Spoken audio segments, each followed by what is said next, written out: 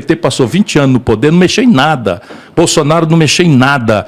Percebe? O último cara que mandou querendo fazer alguma coisa nesse assunto foi lá atrás o Tancredo Neves, quando botou o Hélio Beltrão e o Sarney manteve e tal, que é o Ministério da Desburocratização, e nós precisamos fazer uma limpeza desse entulho. Mas deixa eu lhe dizer, a Sony estava no Brasil há 35 anos. Claro. A burocracia, 35 anos atrás, ela pode acreditar, por mais que ela seja ruim hoje, era muito pior no passado. Sabe por que ela foi embora? Vou te explicar. Porque faz 20 anos que a capacidade instalada da indústria locada no Brasil, ociosa, a capacidade de produção ociosa, porque não tem mercado para vender, faz 20 anos. É de 20%, 25%. Porra. Não tem taxa interna de retorno de negócio nenhum do mundo que aguenta. Tá entendendo, meu irmão? Você tem uma fábrica de geladeira, capaz de produzir 1.000 geladeiras, faz 20 anos que eu só dou conta de vender 750. Mas vamos inverter, então. 20 anos é 3,5 de Bolsonaro, o resto tudo PT.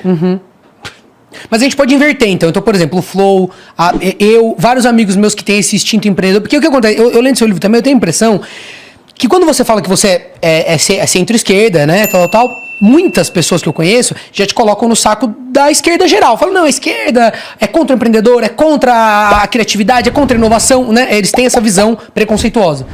Mas o que acontece? Lendo seu livro, eu vejo que é totalmente o contrário. Você quer empoderar o empreendedor brasileiro, você quer dar crédito para ele, você quer fomentar. Eu tenho clara consciência disso.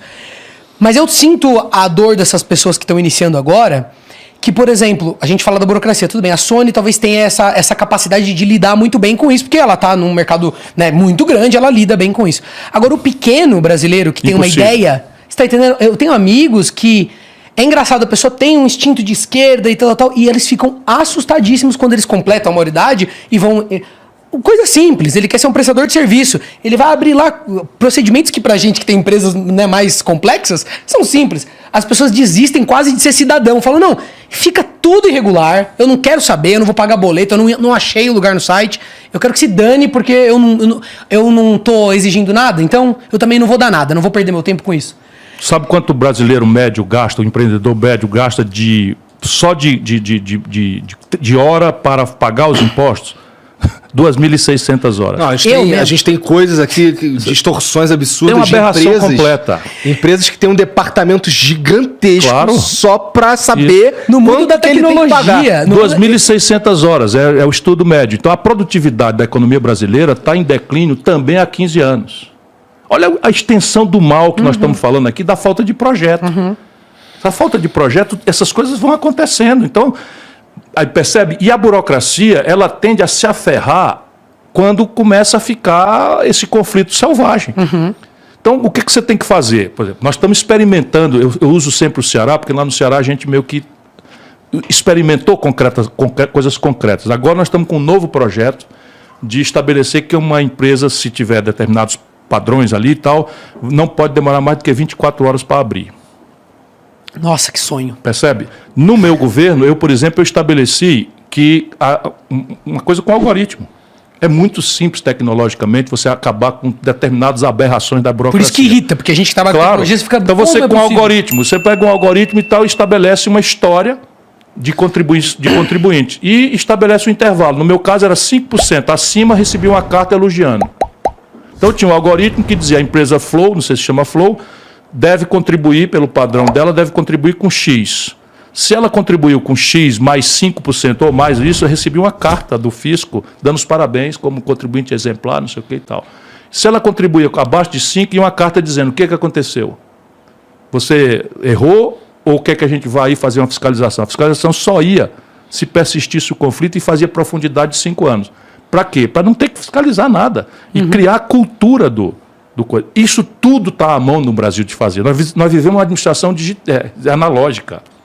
A administração pública brasileira é analógica. Por isso que eu fico chocado. Como é que pode os artistas, os intelectuais deste país, sabe, terem como líder um cara cuja compreensão de mundo é a apologia da ignorância.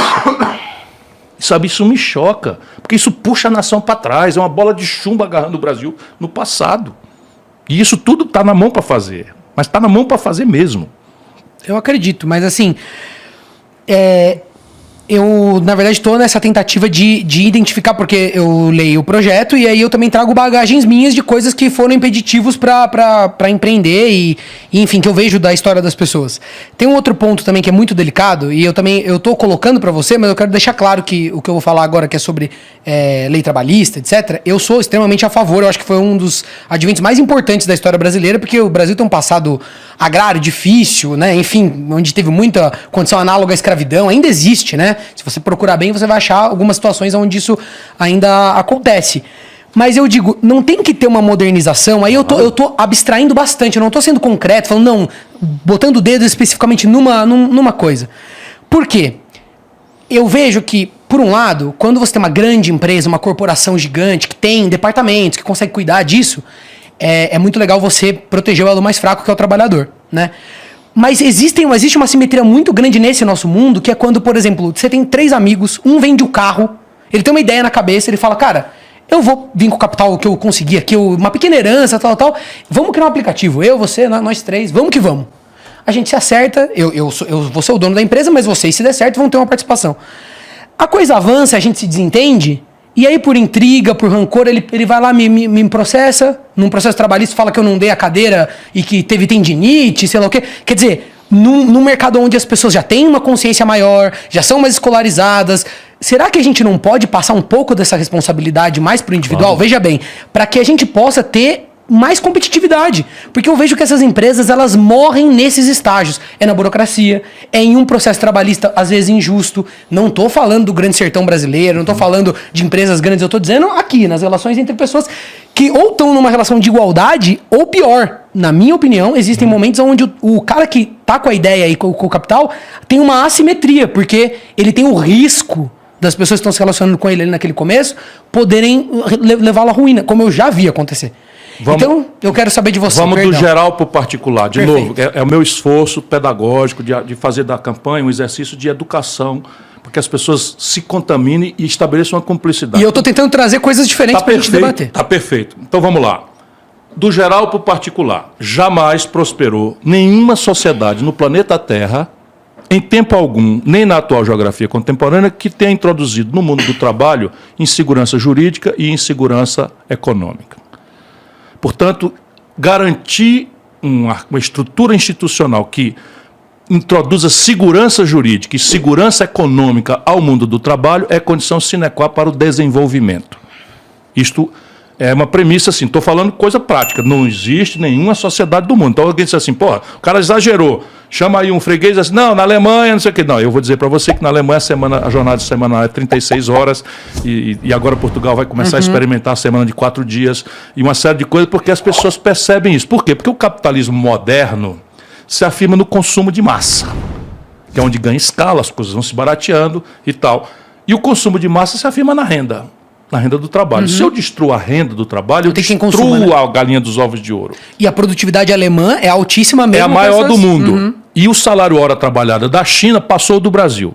E eu concordo com tudo isso. Tá certo? Então, esse é o grande valor. A partir daí, é preciso não ter nenhum amor, a não ser pela história de grandeza que o Brasil já teve e que hoje é uma história medíocre, uma história de fracasso. Nós somos a nação que mais chamou a atenção do planeta Terra. Sabe, crescemos 50 anos, metade de um século, mais do que qualquer lugar do planeta Terra. Era encantador, tudo dava certo. Bossa Nova, 50, 80 isso aí, né? Entre 50 e 80, 30 anos, mas se puxar mais para trás, nós vamos aí 6,7% ao ano. E eu chamo a atenção disso para o jovem entender que isso aqui não tem defeito genético. Sabe? E era um tempo que nós não tínhamos petróleo, não sabíamos que tínhamos petróleo, não sabíamos a província mineral extraordinária que nós temos, não sabíamos o que a tecnologia podia alterar a produtividade rural e pegar um grande vazio econômico como o Cerrado, o centro-oeste brasileiro, e ocupar como celeiro do mundo. Sabe, não sabíamos a importância da biodiversidade, sabe, hoje é tudo mais generosamente coisa, e o fracasso tomou conta. É porque a gente tinha um plano lá, né? Tinha uma direção. Tinha um projeto, tinha uma direção com premissas que se superaram, portanto, e tal. Não é o back to the past o que se impõe agora. É um salto ao futuro, porém nos livrando de preconceitos. Tanto mais da mitologia neoliberal que fracassou. E já nem é mais defendida por ninguém no mundo, nem na academia em Chicago ninguém mais defende essa aberração. Estão falando em nova teoria monetária, coisa que eu acho extrema, estou ligado no debate e tal. Pois bem, Isto dito, o que é que eu pretendo fazer? Eu pretendo criar um novo Código Brasileiro do Trabalho. Então, a ideia é você pegar... Gostei do novo, hein? Vamos lá. É um novo Código Brasileiro do Trabalho. Excelente. Então, você pega o seguinte, nem é um back to the past, nem é a selvageria, não é de você simplesmente destruir a segurança jurídica e a segurança econômica do mundo do trabalho. Então, e assim, o que é teórico para mim está ficando muito poderoso, porque o Biden faz uma campanha dizendo que nós precisamos empoderar os sindicatos, que não sei o que e tal. Porra, olha aí, eu não estou só, tá? O cara lá não fala no carro. E aqui você tem que ter a flexibilidade necessária para entender isso que você está falando, que é uma imposição dos novos tempos, o do home office, do startup, do empreendedorismo, que não é uma relação de subordinação, portanto, não pode bater na justiça do trabalho. Essa é uma perversão, a justiça do trabalho, gravíssima na história brasileira. Ai, eu vivi isso, cara, como administrador. Que ótimo ouvir isso. Você não tem ideia dos conflitos que eu tive. Eu peguei uma vez uma maluca lá no Ceará, que decretou o Estado do Ceará como depositário infiel, como se o Ceará fosse fugir do país. Para reverter as garantias e entregar o acervo de uma companhia para os empregadores. Para os empregados, que por sua vez eram defendidos por colegas que perdiam os prazos de propósito e mil propinas. Eu sei muito bem as perversões disso daí. Nossa, é tão importante conversar sobre isso. Pois olha, que bom. Eu tenho experiência concreta, não, mas dura, trágica. Ninguém me engana nisso. Eu digo que o mundo do trabalho brasileiro que está produzindo, eles isso. acham importante ouvir esse tipo de coisa. O princípio é proteger o lado mais fraco, é a bem da sanidade da humanidade, que é o mundo do trabalho. E eu digo aqui no livro que por esta Marx não esperava, o Karl Marx. Qual é? É que os trabalhadores agora se constituíram, veja como a humanidade é complexa e é imprevisível. E sai dos preconceitos miudinhos. O que aconteceu? Por conta disso, da social-democracia, do estado de bem-estar e da proteção do mundo do trabalho, os fundos de pensão dos trabalhadores no mundo são hoje o maior ativo financeiro do planeta Terra. Porra. O maior ativo financeiro hoje são fundos de pensão de trabalhadores. Eu brinco, por essa Marx não esperava, Karl Marx, porque o capitalismo agora, o turbocapitalismo, a mais-valia é apropriada pelo conjunto dos trabalhadores.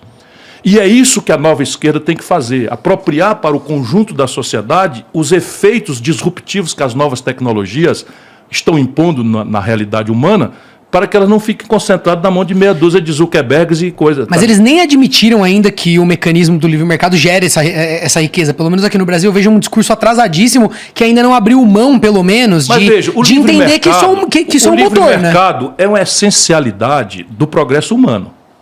Só que a gente não pode ter ilusão, porque se eu estabeleço uma liberdade de mercado em que o empreendedor se financia a 40% de juros ao ano e o outro se financia a zero, um empreendedor teve assessoramento para ter na ponta tecnológica, eu estou retardado extensamente, e o outro empreendedor trabalha em escala, porque é protegido, enfim, pelo acesso ao seu mercado e tal, isso não é livre mercado. São as tais assimetrias de quem lê modernamente. De quem lê modernamente. Eu estou pensando numa base que... A livre iniciativa é uma força essencial ao progresso da humanidade. Eu faço esse estudo. O que é que existe de comum no êxito civilizatório? Então, são determinadas coisas que são pouco discutidas. Por exemplo, o nível de formação de poupança nacional. Aí para não depender do capital do outro, né? Isso, invariável. Só se desenvolve quem tem a sua própria poupança. O capital se constrói em casa. E isso aqui é como se constrói capital em casa, é todo um capítulo do meu projeto, que é mais árido, que é mais difícil, mas é como organiza o sistema tributário, o sistema previdenciário, o mercado de capitais, etc, etc. Segundo, uma coordenação estratégica, não interessa a conversa fiada, entre uma iniciativa privada poderosa, um Estado poderoso e uma universidade comprometida em produzir concretamente as respostas tecnológicas para a modernidade pretendida. E terceiro, investimento em gente. A escolarização média do Brasil é metade da Argentina.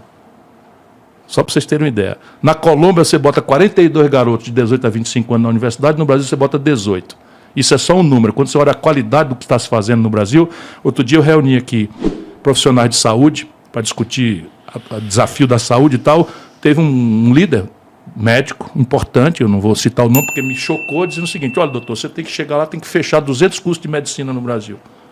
Espera aí, rapaz, fechar curso de medicina tem a... Não, doutor, eu estou lhe falando sério. O que se fez no Brasil nesse período agora, do Lula, do coisa e tal, foi uma coisa criminosa. Enquanto isso, se chamou o médico de Cuba para fazer assistência básica no Brasil. Tenha santa paciência. Isso é um, sei lá, país, rapaz. Você imagina? Eu gosto dos que têm a santa paciência. É,